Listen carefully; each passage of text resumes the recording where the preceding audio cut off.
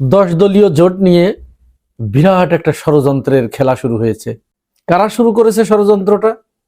এটি একটা ভিডিও দেখলে আপনাদের কাছে পানির মতো পরিষ্কার হয়ে যাবে। আসুন আগে আমরা ভিডিওটা অল্প একটু দেখে নেই, তারপরে গোপন কথা যেটি প্রকাশ হয়ে গেছে সেটি আপনাদেরকে বলছি। দেখুন। আসসালামু আলাইকুম। ওয়ালাইকুম আসসালাম। শুকরিয়া। সালাম আলাইকুম। গ্রামটা কেমন লাগে? গ্রাম পাইতে আছেন নাকি? ঘেরান তো পাইতেছে, অতিরিক্ত ঘেরান লাগতেছে। ভালো লাগতেছে না? না, ভালো লাগতেছে।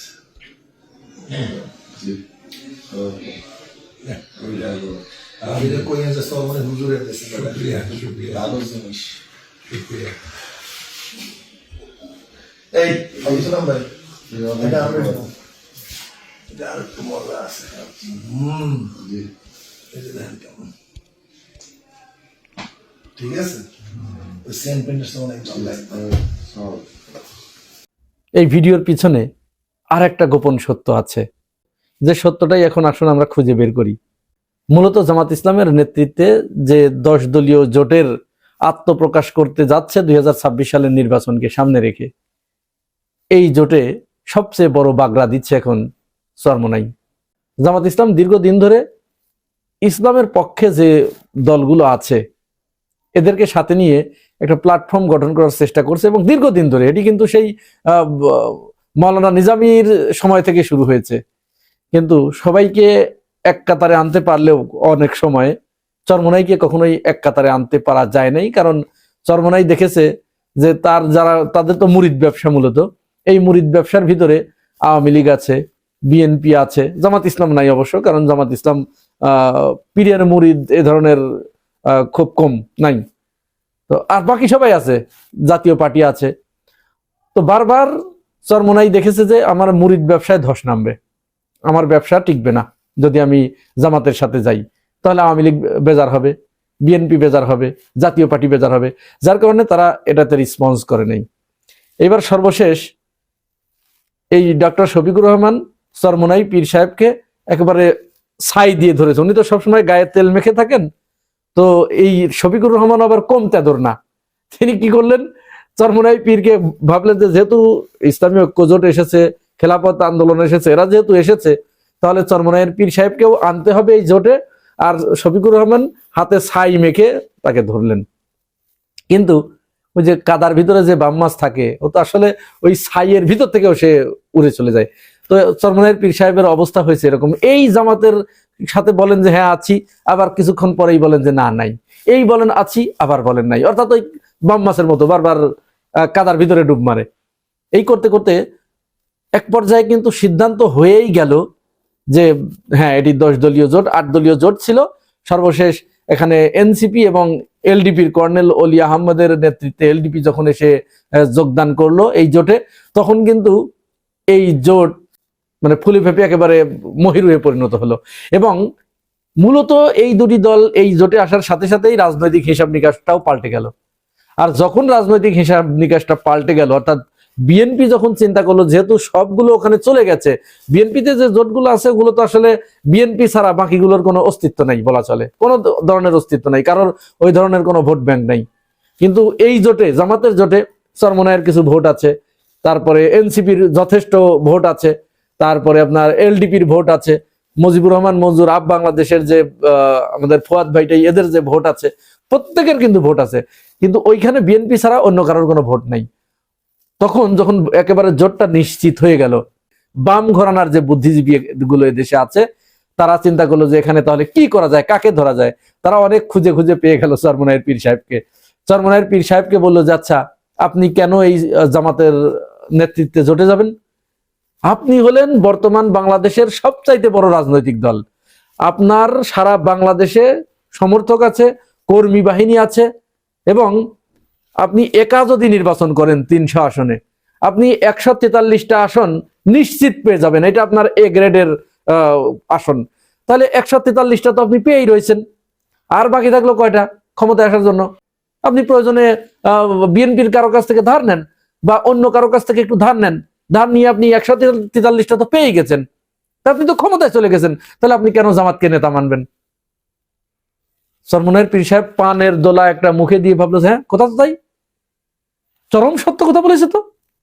এই তো আমার 143টা আসন আমি তো পেয়েই গেছি, তাহলে তো আর 7টা আসন 8টা আসন এটা তো আমার পাওয়া কোনো ব্যাপারই না, একটা ধাক্কা দিলে পরেই তো আমি পেয়ে যাব। এইবার পীর সাহেব তিনি সাংবাদিক সম্মেলনে ঘোষণা করলেন যে যদি জামাত ইসলাম বড় ভাই সুলভ আচরণ করছে তারা আমাদের সাথে, তাদের এই বড় ভাই সুলভ আচরণ যদি না ছাড়ে তাহলে আমরা তাদেরকে আমাদের জোট থেকে বের করে দেব। তো সাংবাদিকরা প্রশ্ন করলো যে জোট তো জামাতের নেতৃত্বেই হচ্ছে, আপনি তাকে কিভাবে বের করে দেবেন? কিভাবে এটা সম্ভব, আমরাই তো তাদেরকে এখানে ডেকে এনেছি। মানে এটা বিষয়টা অনেকটা এরকম যে মা ছেলেকে বলছে যে বাবা তুই না তোর মাওই বাড়ি গেলি, তো আজকে থাকার কথা বলে গেলি, তো চলে আসলি কেন? ছেলে বলছে মা ওই রাখতেই চাইলো না, আমি জোর করে চলে আসছি।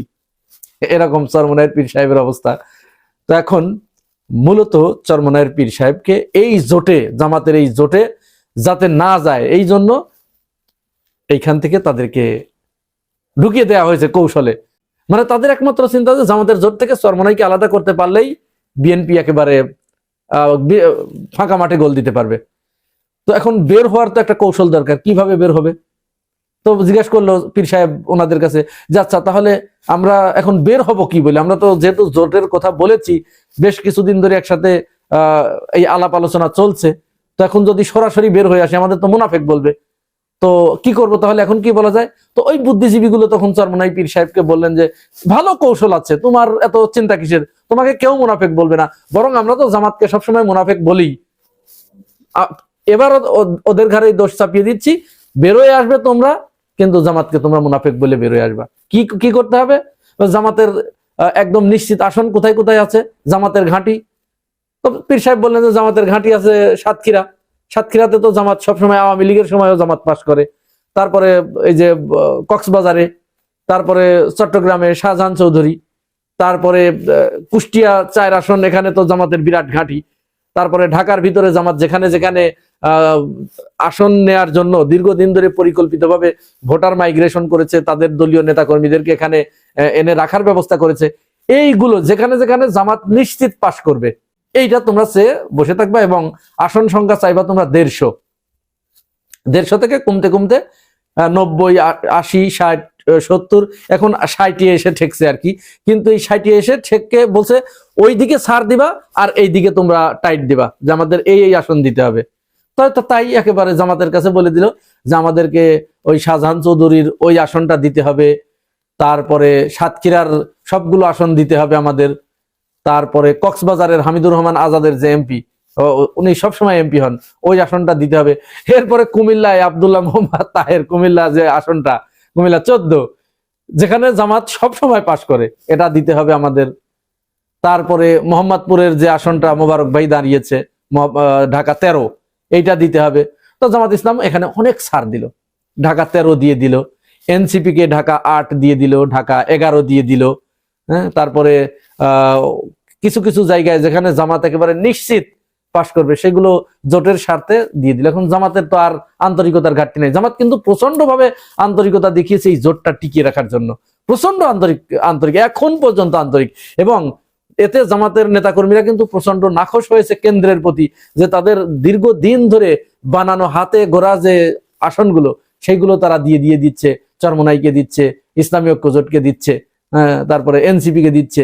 তারপরেও জামাত তাদের নেতাকর্মীদের শুধু বলছে, যারা নমিনেশন পেপার সাবমিট করেছিল, শুধু ফোন দিয়ে বলছে আপনি দাখিল করবেন না, নমিনেশন পেপার তুলবেন না, ব্যাস তারা সামিনা ও তানা, সাথে সাথে তারা শুনছে। এখন চরমনাইয়ের পীর সাহেব দেখলো যে শালার এটাতেও তো ঠেকানো যাচ্ছে না, এ তো সব হয়েই তো গেল, যা বলি তাই মেনে নেয়, তাহলে এখন ওখান থেকে বেরোবো কি করে? এই যে ভিডিওটা দেখলেন, রাতের অন্ধকারে বিএনপির সাথে হাত মেলানোর একটা কৌশল এটা। বিএনপির অফিসে গিয়ে তারা মির্জা ফখরুল ইসলাম আলমগীর, শহীদউদ্দিন চৌধুরী এনিকে জড়িয়ে ধরে চুমু খেলেন পীর সাহেব চরমনাই, আর জামাতকে মেসেজ দিয়ে দিলেন যে দেখো আমাদের কত ক্ষমতা, যদি তোমরা আমাদের কথা মতো আসন না দাও তাহলে আমরা কিন্তু আমাদের জোট থেকে তোমাদেরকে বের করে দেব। এখন জামাত ইসলামের উচিত চরমনাইয়ের পীর সাহেবকে চরমনাইয়ের মতো ছেড়ে দেয়া, কারণ মানুষের একবার একটু শিক্ষা হওয়া দরকার আছে তাদের ভোট আছে, সারা দেশেই কিছু 200-400 করে ভোট আছে, তবে আসন পাবার মতো তাদের ভোট আছে এটি আমরা বলছি না, এটি বলা যাবে না। তো তাদেরকে তাদের মতো ছেড়ে দেন, বাকিদের নিয়েই জোটে অগ্রসর হন। আল্লাহ যদি সহায় হন, বাংলাদেশের জনগণ মনে হয় এবার আপনাদের পাশে আছে।